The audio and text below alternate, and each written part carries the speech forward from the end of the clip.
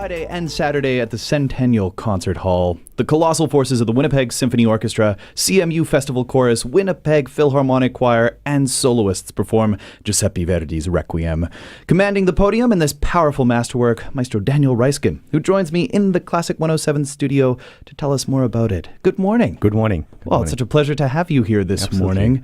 We just heard a little selection from the Requiem, and a Requiem, a mass for the repose of the soul.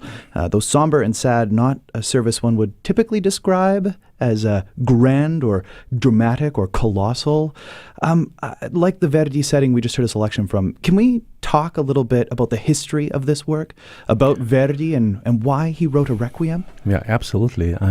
It's one of my favorite works, and I treat it as one of the most absolute pieces of music, and its spiritual background, history of its coming, and the Verdi's own relationship with church and religion are so much between the lines of this great music, which is coming from one of the most outstanding opera composers known to humanity, and yet he writes a work deeply spiritual and religious, himself being always very skeptical about, the relationship with religion and church. And there's something very unique about it. It's like you believe, but you are powerful enough to question.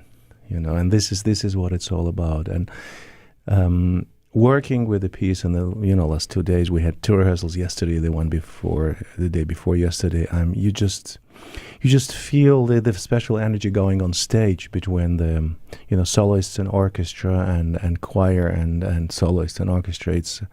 There's so much unsaid power, unprojected just between the lines. There's some of the silences that come around, after some explosions or complete disappearance of any kind of sound. There's some of the most powerful silences of composed music you can find in the history. You believe, but you have the power to question. I mean, that's a great line that you just said. In terms of this music of Verdi, the power of silence, and of course his operatic writing. We're going to get to that in just a little bit. But like you just touched on, Verdi was, not really subscribing to religious beliefs, really. What inspired him to write the Requiem then? It's probably a little one-sided to tell that he didn't subscribe to the religious beliefs. I think his relationship with the church was just started on a wrong foot, so to say, on a bare foot of a 13-year-old boy having to make 3-4 miles every Sunday to a church. He was studying to work as an organist, and if you do it for a couple of years as a youngster, you probably are not taken by the idea so much. We're talking about getting into something on the wrong foot. But he was very skeptical from the very beginning, actually, to write a Requiem, telling everyone that there's so many great pieces of music already out there, and citing even one of the other greatest Requiems, the German Requiem by Brahms, which was there a couple of years, 5 years prior to Verdi composed his. And yet there were some profoundly important moments for him that moved him to do that. In fact, one of the central and most crucial parts of Requiem Libera Me, the last movement, was conceived much before the rest of the work got shape when Rossini passed away. Gioacchino Rossini, whom Verdi adored and whom he felt being the Italian Mozart and Italian son and pride, and one of the most significant things that Italy has given to universe. There was an initiative to ask, I think, 11 Italian composers to each compose a movement setting the Latin Requiem Mass to music, and Verdi was given the task to write music for the most important part, or one of the most important, Libera Me, which he did. But that performance of these 11 pieces never took place, and when a couple of years later, Alessandro Manzoni, a wonderful Italian writer, whom Verdi adored, and not only as a writer but also as a humanitarian, as a leader of Risorgimento, the idea of resurrection of Italian Republic, and he felt obliged to set his mark on commemorating and reflecting on Manzoni's life and death, and so he got back to work on a Requiem. And what a Requiem he produced. I mean, like you said, Manzoni, a political figure. I think it was premiered a year after he died. Yeah, exactly a year after, in San Marco Church in Milano, under Verdi conducting, quite serious forces of more than 100 singers and more than 100 musicians in the orchestra, which was a big thing for this performance. Yes, and I think that for a very long time they admired each other very much, but actually never met until very shortly before Manzoni's death. And I think there was a great respect for each other there, and admiration for both the literal or musical output, but also a courage to, as I said, to question. Mm-hmm. This is also for me, it's a fundamental feature in humanity and a strength of character. Because this is a fundamental engine of any kind of progress, the ability to doubt and question. Well, yeah, it is quite something. Like you mentioned, Verdi conducted the premiere. What's it like for you as a conductor? It is colossal forces. What's it like to be at the helm of so many musicians being on the stage performing this music?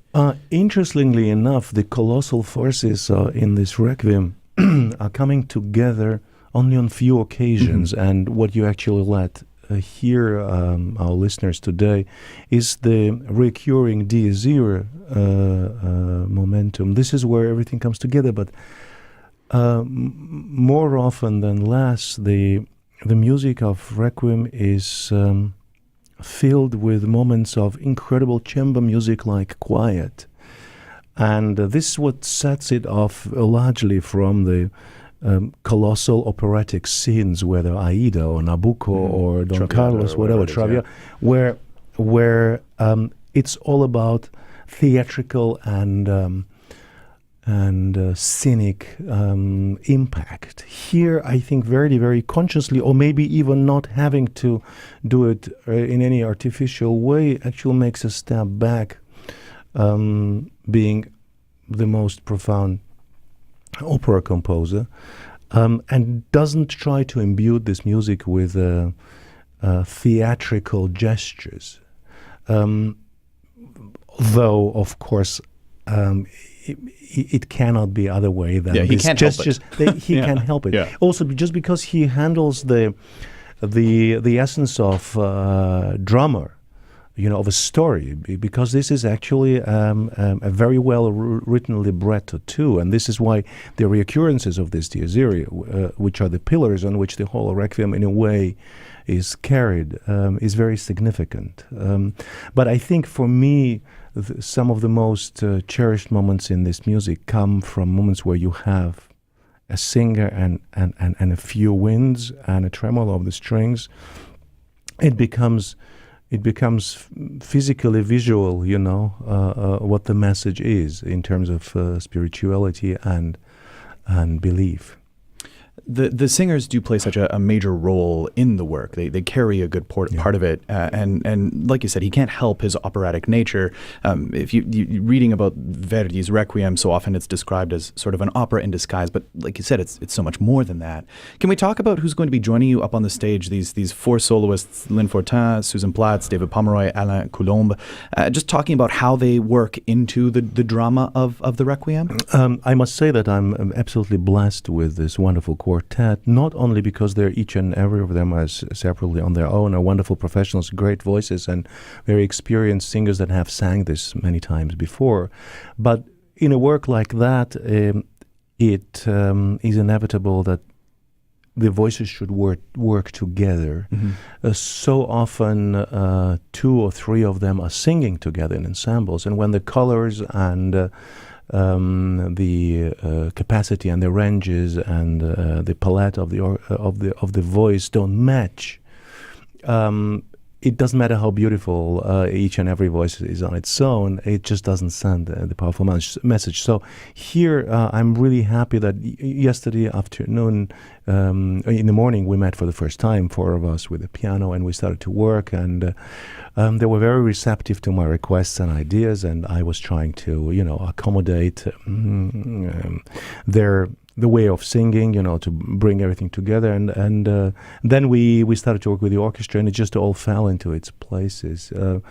It's also very important with a work like this to feel an instant support by the quartet in front to the choir in the back, so because the choir is so separated just through the sheer distance, there's so many of them. I think 160 singers we have tomorrow and on Saturday, and the orchestra of 70 people, and we have a large stage, and so the moment the choir feels that the singers are connecting to them, it's very inspiring. So I'm really very happy, and it's great to make music with the singers. You learn so much, also as an instrumentalist in the orchestra, because what we do on our instruments is an extension of the very primary voice feature.